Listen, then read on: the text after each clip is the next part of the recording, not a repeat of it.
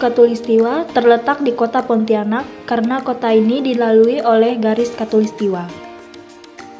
Secara geografis, letak kota Pontianak berada pada 00224 lintang utara sampai 00537 lintang selatan dan 1091625 bujur timur sampai 1092301 bujur timur. Sejarah Tugu Katulistiwa dibangun pada tahun 1928 oleh tim ekspedisi astronomi Belanda.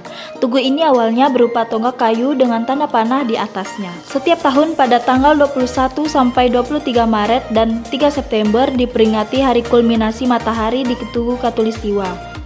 Berikut adalah dokumentasi yang berada di dalam Tugu Katulistiwa.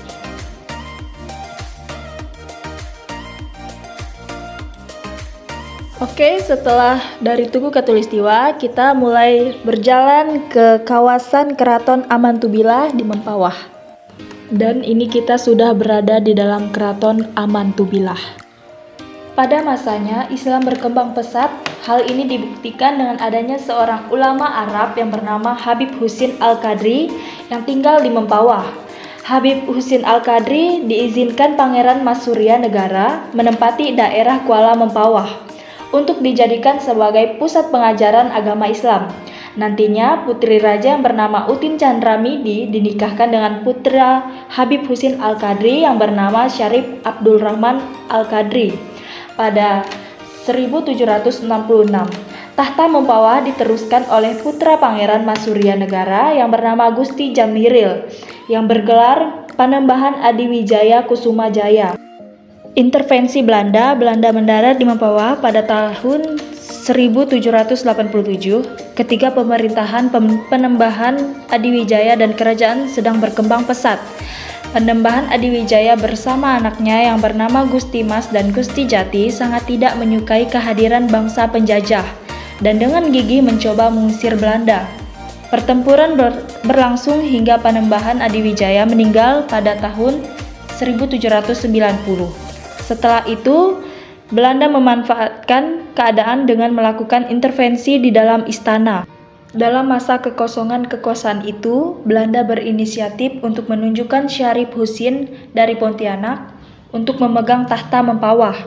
Hal ini menimbulkan kemarahan luar biasa hingga akhirnya Gusti Jati berhasil merebut tahta sebagai Raja Mempawah dengan gelar Sultan Muhammad Zainal Abidin.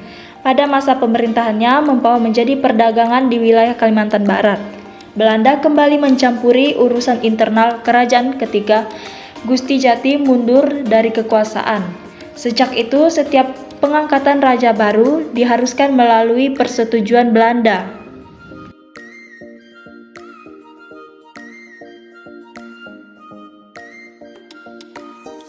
Meriam Sigonda. Nama meriam yang terbuat dari kuningan dan tembaga ini mempunyai arti perasaan yang seram dan gundah. Nama tersebut berasal dari sebutan masyarakat karena kedahsyatannya dengan suara gemanya yang menimbulkan perasaan seram dan gundah. Meriam ini memiliki peran penting dalam perjuangan Raja Mempawah pada masa itu. Yang terakhir adalah hutan mangrove. Selain menikmati suasana dan segarnya udara di hutan mangrove, kita disajikan juga pemandangan laut yang menakjubkan.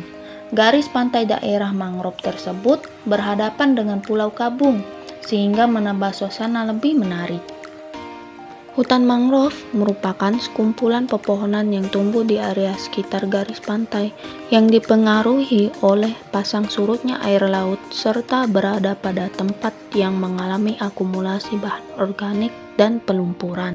Mangrove atau tanaman bakau ini sering kita jumpai di pesisir pantai dan kita ketahui bahwa bakau memiliki fungsi yaitu sebagai untuk mencegah erosi atau abrasi pada pantai.